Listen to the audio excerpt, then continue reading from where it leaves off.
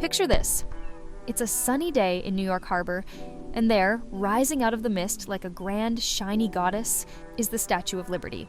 She's tall, regal, and holding a torch high, as if she's saying, yeah, I light up the whole party. But have you ever wondered, how did we end up with this towering copper icon?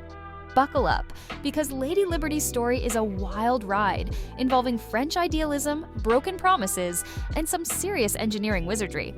Let's start with the basics. Her full name is Liberty Enlightening the World, because, just Liberty wasn't majestic enough. And believe it or not, this 305-foot monument started as a gift from France.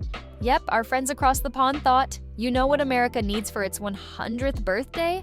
A massive statue. Nothing says happy centennial like an enormous woman holding a torch, right?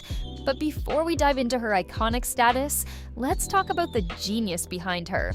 French sculptor Frédéric Auguste Bartholdi dreamed her up. Picture this guy, pacing around his studio in Paris thinking, what screams freedom and democracy louder than an oversized lady in a toga? Bartholdi was all about big projects, and when he set his sights on creating liberty, he wasn't going small. He wanted something colossal, something that would make people stop and say, whoa, and he nailed it. Now, here's where the story gets interesting. While Bartholdi had the creative vision, he didn't exactly have the cash to make it happen. France was supposed to handle the statue part, while America would cover the pedestal. But surprise, surprise, the funding didn't come easily. The French people weren't exactly lining up to donate to the statue fund. Can you imagine the pitch? Hey, want to contribute to a massive sculpture for a country an ocean away? Not exactly a hot sell. Meanwhile, on the American side, things weren't much better. Fundraising for the pedestal, not going great either. It's like when a friend promises they'll bring snacks to the party and then shows up empty-handed. Enter Joseph Pulitzer. He came in clutch by using his newspaper, The World, to guilt-trip everyone into donating. He basically wrote, hey rich people, stop being stingy, and hey, everyone else, even a penny helps. It worked. The pedestal was finally funded thanks to average folks pitching in.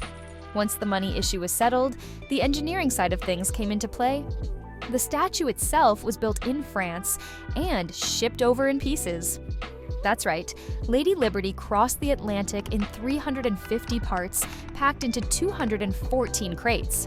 Picture a colossal IKEA project, but instead of a bookshelf, you're assembling a copper colossus. And trust me, there were no clear instructions with little Allen wrenches involved.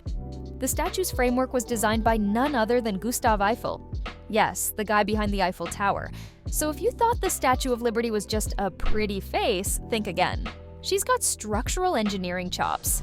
Eiffel designed an iron framework that allowed the copper skin to move ever so slightly with the wind. Because let's face it, standing in New York Harbor, she's going to face some serious weather.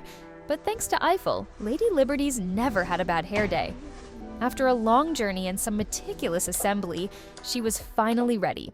On October 28, 1886, the statue was officially dedicated. And of course, there was a massive party to celebrate, because why not throw a huge shindig when you've just received a 150-foot-tall statue? The dedication ceremony included a parade, speeches, and all-around fanfare. President Grover Cleveland himself accepted the statue on behalf of the United States. But let's not forget one of the most iconic aspects of the Statue of Liberty, her torch. Over the years, it's been a symbol of hope, freedom, and welcome for millions of immigrants arriving at Ellis Island. Can you imagine what it must have been like for those first ships sailing into the harbor, spotting that gleaming torch? It's basically the 19th century equivalent of someone waving you in at the airport with glow sticks. Now, here's a fun fact to close out. Lady Liberty wasn't always green. When she was first assembled, she was shiny and copper-colored, like a giant penny.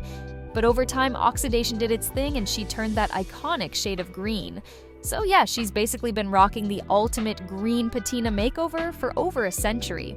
So the next time you see the Statue of Liberty, remember she's more than just a pretty face, or a convenient backdrop for tourist selfies. She's a symbol of freedom, a product of international teamwork, and a colossal reminder that sometimes the most ambitious dreams really do come true, if you can get the funding. All right, you've made it through the wild tale of Lady Liberty, a French gift, some funding fiascos, and a statue IKEA assembly that would make anyone's head spin. If you think this story was colossal, wait till you see what else we've got. So, do me a favor. Before you go, hit that subscribe button. It's way easier than assembling a 350-piece copper colossus, trust me. And who knows, maybe if enough of you subscribe, I'll fund my own statue. Or at least a solid pedestal